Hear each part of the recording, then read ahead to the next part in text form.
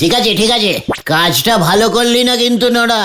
তোমার ওই ফুটো ধমক চমকে আমি ঘন্টা ভয় পাই। পাঁচু, পাঁচু ওকে থামা, রাগে আমার সারা শরীর কাঁপছে কিন্তু। ঠিক আছে, তুমি শান্ত হও গুলটে মামা, শান্ত হও। নোরা, তোর চায়ের দোকান আমি বন্ধ করে ছাড়বো, এই তোকে বলে গেলাম, তুই দেখে নিস। ঠিক আছে, আমিও দেখবো আপনি কত বড় ফুটো মস্তান। নোরা!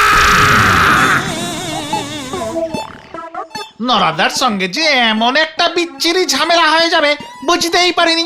দূর, ভালো লাগছে না মনটা। আমাকে আমাকে ফুটো মস্তান বললো ওই নোরা। এটা কিন্তু নরাদা ঠিক করেনি। আসলে গুলটে মামা হুট করে বলে বসলো যে ওর দোকান বন্ধ করে দেবে। সে তো রাগের মাথায় বলেছে।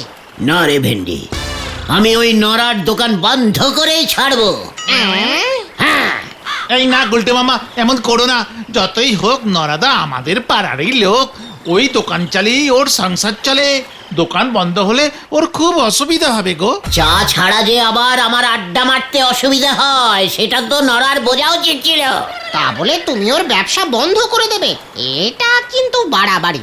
ঠিক আছে, তোরা যখন বলছিস তখন পুরো বন্ধ করবো না, তবে একদিন অন্তত বন্ধ করবই। আমাকে এখন একটা কিছু করতে হবে, যাতে নরা অন্তত একদিন দোকান খুলতে না পারে। কি করবে তুমি? ভাবতে হবে। এই শোন, তোরা এখন বাড়ি যা, আমাকে একটু একা থাকতে দে। আমাকে ফুটো মস্তান বলা, এত বড় সাহস ওই নড়ার? দাঁড়া, দেখাচ্ছে দেখাচ্ছে। ঠিক আছে, আমরা যাচ্ছি। তুমিও বাড়ি ফিরে যেও কিন্তু সন্ধ্যের আগে। অন্ধকারে নদীর ধারে বেশিক্ষণ থেকো না। হ্যাঁ হ্যাঁ, পিসিমাও আবার চিন্তা করবে। এই গেলাম আমরা।